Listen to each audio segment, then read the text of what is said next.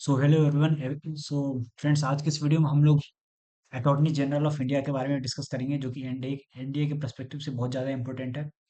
तो चलिए इस वीडियो को फटाफट स्टार्ट करते हैं। और जो इस वीडियो में मैं बता रहा हूँ फ्रेंड्स, ये मतलब इनफ है, इससे ज़्यादा जानने की जरूरत नहीं है। अ, तो चलिए सबसे पहले यहाँ पे क्लियर पॉइंट वाइज एक्सप्लेनेशन देखते हैं अटॉर्नी जनरल और एडवोकेट जनरल ऑफ इंडिया के बारे में। तो अटॉर्नी जनरल क्या होता है और एडवोकेट जनरल क्या होता है? सबसे पहले यहाँ पे बात करते हैं attorney general of India, AGI, जिसको शॉर्टकट में बोलते हैं। This is the top legal officer for the union government. मतलब यूनियन गवर्नमेंट के लिए टॉप लीगल ऑफिसर है। मतलब इसका बेसिकली इसका मेन फंक्शन है लेजिस्लेचर वाले पिलर में। लेजिस्लेचर पिलर में फ्रेंड्स, ये मेन सबसे टॉप लेवल पे यही आता है। मतलब मतलब कि इसका मतलब कि ये पूरे वर्ल्ड भर में, मतलब पूरे, सॉरी वर्ल्ड बोलता हूँ, पूरे इंडिया भर में जितने भी जो कोर्ट्स है, जितने भी जो लॉयर्स है, सब कोई इसके अंडर में आते हैं। इनफैक्ट सुप्रीम कोर्ट के भी ऊपर में आता है अटॉर्नी जनरल ऑफ इंडिया। और ये क्या करता है, इसके अंडर में कुछ ऑफिसर्स होते हैं, मतलब जैसे सुप्रीम कोर्ट के जज हो सकते हैं, या फिर कोई एडवोकेट हो सकता है। तो ये बेसिकली करता है ये कि गवर्नमेंट को एडवाइस देता है। ये नेशनल नेशनल लेवल के मुद्दे को, जैसे डिफेंस मुद्दे, फॉरेन फॉरेन अफेयर्स के मुद्दे, तो इन सभी मुद्दों को ये उठा करके मतलब सरकार को बेसिकली एडवाइस करता है। तो ये यूनियन गवर्नमेंट के अंडर में आता है। ये गवर्नमेंट का एक, आप इसको बॉडी समझ सकते हो।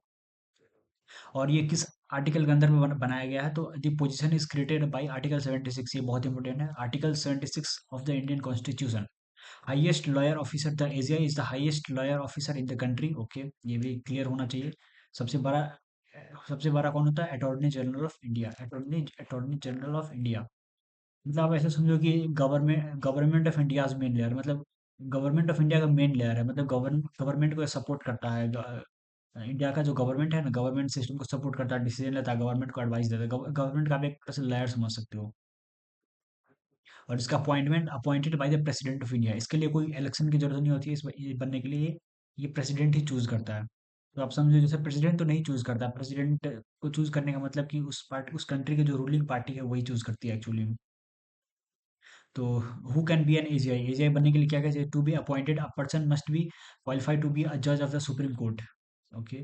और एजीआई बनने के लिए पहली बात कि आपको इंडियन होना चाहिए, सीधी सी बात। और दूसरी बात की, पहली बात कि आपको सुप्रीम कोर्ट का एक जज होना चाहिए। और इसका टर्म इन ऑफिस देखें तो there is no fixed term. इसका कोई फिक्स्ड टर्म नहीं होता है। मतलब कभी भी the AGI serves during the pleasure of the president. मतलब ये गवर्नमेंट के हिसाब से काम करता है। गवर्नमेंट का जब मन चाहे तब हटा सकते हैं इसको। 5 साल, 10 साल, 50 साल के बाद जब मन चाहे, गवर्नमेंट के ऊपर डिपेंड करता है। Which means the president can remove in them at any time. Okay. इनका मेन ड्यूटीज क्या होता है? To give legal advice to the government of India. Legal advice देना गवर्नमेंट ऑफ इंडिया की। हाँ भाई, आप जैसे कि सुप्रीम कोर्ट ने कुछ दिन पहले स्ट्रे डॉग्स को लेकर के एक नियम लाया, तो उसमें अटॉर्नी जनरल से उसने जरूर उसने पूछा होगा, अटॉर्नी जनरल ऑफ इंडिया से। तो to represent the government in the supreme Court and other courts. और यहाँ पे basically attorney general of India government को रिप्रेजेंट करती है, चाहे वो सुप्रीम कोर्ट हो या वर्ल्ड का कोई भी कोर्ट हो। इसमें अटॉर्नी जनरल ऑफ इंडिया मतलब कि गवर्नमेंट का साइड लेती है हमेशा। हमेशा वो गवर्नमेंट का, आप समझो गवर्नमेंट का एक तरह से लॉयर है। मतलब अभी जो रूलिंग पार्टी जैसे बीजेपी, तो बीजेपी एक तरह से अभी फिलहाल तो देश की रूलिंग पार्टी है, लेकिन अ, मतलब पार्टिकुलरली बीजेपी को सपोर्ट नहीं करती। बेसिकली उसका मेन है कि गवर्नमेंट को सपोर्ट करना, इंडिया के कॉन्स्टिट्यूशन को सपोर्ट करना। तो यहाँ पे स्पेशल पावर्स की बात करें तो has the right to an audience in all courts. मतलब किसी भी कोर्ट में अगर वो जाए तो उसके सामने कुछ लॉयर्स या कुछ एडवोकेट्स और कुछ ऑडियंस वहाँ पे होना कंपलसरी है। मतलब उनको ऐसा अधिकार है, ऐसा नहीं कि भाई वो गए और उनके सामने कोई ऑडियंस उनकी बात सुनने के लिए आया ही नहीं। मतलब अगर वो गए किसी कोर्ट में तो कंपलसरी है सभी लॉयर्स को, सभी कोर्ट्स को आना वहाँ पे, क्योंकि अटॉर्नी जनरल भाई साहब can participate in the proceedings of both houses of parliament. मतलब किसी भी हाउस, पार्लियामेंट के दो हाउस होते हैं, लोकसभा और राज्यसभा। तो लोकसभा और राज्यसभा दोनों में वो पार्टिसिपेट कर सकते हैं, उसमें डिसीजन डिसीजन अपने मुद्दे को रख सकते हैं। मतलब ये उनकी स्पेशल पावर्स हैं। और अगर लिमिटेशन की बात करें तो why the AGI can speak in parliament, they do not have the right to vote because they are not elected member of parliament. हालांकि एजीआई क्या होता है, पार्लियामेंट में बोल तो सकता है, लेकिन वो वोट में खड़ा नहीं हो सकता, क्योंकि वोट में क्या होता है, जो मेंबर ऑफ पार्लियामेंट होते हैं वही लोग बस वोट कर सकते हैं। वोट किसको करते हैं? वो लोग प्राइम मिनिस्टर को वोट करते हैं वो लोग। तो एक्चुअली वो कोई वोट वोट वोट नहीं कर सकता। जैसे कि कोई नया बिल पास होती है, बिल में मेंबर ऑफ पार्लियामेंट का मतलब कि मेंबर ऑफ पार्लियामेंट का राजी होना जरूरी होता है। या कुछ मतलब जैसे कोई बिल पास होती है तो कम से कम 20 या 30 मेंबर ऑफ पार्लियामेंट एमपीज चाहिए होते हैं। तो तो वो क्या एक तरह से वोटिंग का मतलब किसी बिल में या किसी गवर्नमेंट को चूज करने में यहाँ पे वोटिंग का काम ज्यादा आता है। और इसकी प्राइवेट प्रैक्टिस बात करें तो प्राइवेटली ये क्या करते हैं, the AGI is not a government servant. ये गवर्नमेंट के अंडर में नहीं, गवर्नमेंट के अंडर में नहीं काम करती, गवर्नमेंट के दबाव में नहीं काम करती। And is allowed to have a private legal practice but they can not argue a case against the government of India. And is allowed to have a private legal practice, मतलब वो अपनी legal practice कर सकते हैं। मतलब government मतलब कि वो गवर्नमेंट के अंडर में पहली बात आती ही नहीं है, गवर्नमेंट का वो सर्वेंट नहीं है। वो अपना एक प्राइवेटली वो अपना वर्क कर सकती है, प्राइवेटली देश के किसी मुद्दे पे डिस्कस कर सकती है, उसके उसको लेकर के गवर्नमेंट को कुछ एडवाइस दे सकती है, सजेस्ट कर सकती है। डायरेक्टली वो कोई नियम कानून नहीं बना सकती, उसको पहले सजेशन देना पड़ेगा गवर्नमेंट को। उसका सपोर्ट टीम में भाई वो अकेला पर्सन तो नहीं कर सकता ना, क्योंकि अभी देखो current AGI the current attorney general is mister R Venkat Ramani, तो अकेले तो कोई भी कुछ नहीं कर सकता ना, उसके लिए टीम जरूर चाहिए होगी।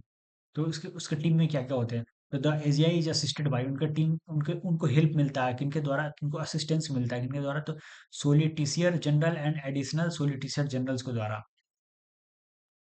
ये सोलिटिसियर जनरल कौन होते हैं, a person who tries to obtain business orders, advertising etcetera etcetera, मतलब सोलिटिसियर बेसिकली मतलब ये इनका सपोर्टर में आते हैं। और इंडिया का फर्स्ट अटॉर्नी जनरल कौन थे, तो मिस्टर एमसी सेटलवाद। और अभी के ये ज्यादा इंपोर्टेंट है, मिस्टर आर वेंकट रामनी। और पहले का भी पूछ सकते हैं, एमसी से सेतलवाद। और अब बात करते हैं एडवोकेट जनरल ऑफ स्टेट। ये इंडिया लेवल पे नहीं होता, ये नेशनल लेवल पे नहीं होता, ये स्टेट लेवल पे होता है। This is the top legal officer for state government, मतलब किसी स्टेट गवर्नमेंट में ये टॉप लेवल पे होता है। इससे जैसे अटॉर्नी जनरल क्या पूरे इंडिया में पूरे नेशनल लेवल पे वो टॉप पे आता है अटॉर्नी जनरल, उस तरह ये एडवोकेट जनरल जो कि स्टेट में टॉप पे आता है। और ये बिल्कुल सिमिलर है एजीआई के attorney general of India but at the state level, लेकिन स्टेट लेवल पे। और इसकी कॉन्स्टिट्यूशनल आर्टिकल देखें तो the position is created by article 165 of the constitution. कि ये जो पोजीशन है फ्रेंड्स, ये पोजीशन क्रिएटेड हुआ था आर्टिकल 165 ऑफ द कॉन्स्टिट्यूशन के। मतलब कि अगर एग्जाम में पूछे कि ये कौन से आर्टिकल के रिलेटेड बहुत ज्यादा रिलेवेंट है, तो आर्टिकल 165 ऑफ द कॉन्स्टिट्यूशन। और इसको हाईएस्ट स्टेट लॉ ऑफिसर भी बोला जाता है, यानी कि the advocate general is the highest law officer in the state. They are the main lawyer for the state government, example government of Uttar Pradesh, government of Tamil Nadu. मतलब government of जो तमिलनाडु होगी, जैसे मैं उत्तराखंड से हूँ, तो गवर्नमेंट ऑफ उत्तराखंड की भी अपनी एक एडवोकेट जनरल होगी। तो वो स्टेट गवर्नमेंट को सपोर्ट करती है, स्टेट गवर्नमेंट का ही एक लेयर आप समझ लो। अपॉइंटमेंट ये भी appointed by the government of that specific state, ये गवर्नमेंट गवर्नर के द्वारा ये अपॉइंट होते हैं। Who can be an advocate general? To be appointed, a person must be qualified to be a judge of a high court. Okay, और ये आप समझो advocate general just attorney general के एक लो लेवल पे आता है। तो एक पर्सन को पहली बात की एक जज होना चाहिए, किसका, हाई कोर्ट का जज होना चाहिए, सुप्रीम कोर्ट का जज नहीं, हाई कोर्ट का। और अगर बात करें अटॉर्नी जनरल का, तो उसमें सुप्रीम कोर्ट का जज होना कंपलसरी था। टर्म इन ऑफिस तो similar to the AGI, there is no fix term, इसके लिए कोई फिक्स टर्म नहीं है। They serve during the pleasure of the governor के। Main duties to give legal advice to their respective state government, to represent the state court in courts, state government in courts. Okay, special power की बात करें तो can participate in the proceedings of the state legislature, both legislative assembly and legislative council. State legislature, legislative मतलब having the power to make laws, state legislature जहाँ पे laws and कानून्स बनाए जाते हैं।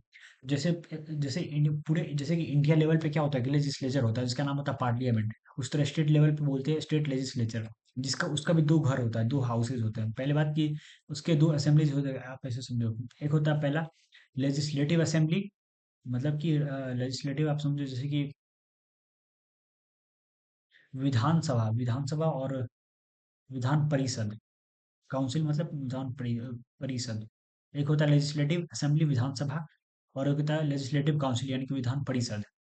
तो इसको यानी कि आप समझो, अगर इसके मेंबर को बोलते हैं एमएलए, आपने सुना होगा कि एमएलए साहब आए हैं, एमएलए एमएलए। तो ये होता है वही, जो इस स्टेट लेजिस्लेचर का जो हिस्सा होता है उसी को बोलते हैं MLA, member of legislative assembly. और कुछ स्टेट के पास सिर्फ लेजिस्लेटिव असेंबली होती है, तो कुछ स्टेट्स के पास दोनों होती है, लेजिस्लेटिव काउंसिल भी होती है, कुछ के पास लेजिस्लेटिव असेंबली भी होती है। और इम्पोर्टेंट लेजिस्लेशन लिमिटेशन कि just like the AGI the advocate general can speak in the legislative but does not have the right to vote. Similarly वो भी गवर्नमेंट जो स्टेट गवर्नमेंट के खिलाफ नहीं बोल सकता है। हालांकि स्टेट लेजिस्लेचर में बोल तो सकता है बट वो वोट नहीं कर सकता, ऑब्वियस सी बात है। तो होप फ्रेंड्स के क्लियर होगा। वीडियो पसंद आ गई होगी तो वीडियो को लाइक करें और चैनल को सब्सक्राइब जरूर करें।